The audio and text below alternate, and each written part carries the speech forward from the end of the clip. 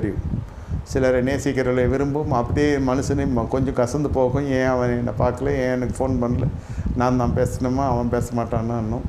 ஆண் பெண் இல்லை, அது காதல் கதெல்லாம் இல்லை. உங்களுக்குள்ளே ஒன்று வாசம் செய்து கொண்டிருக்குது மனம்.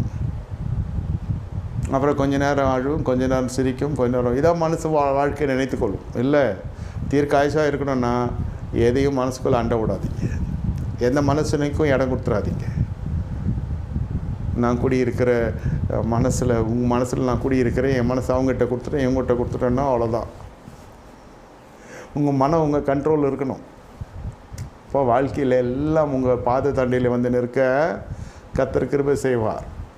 மனம் பறி போயிடுச்சு, மற்றோட பேச்சில் இழுக்கப்படுகிறது.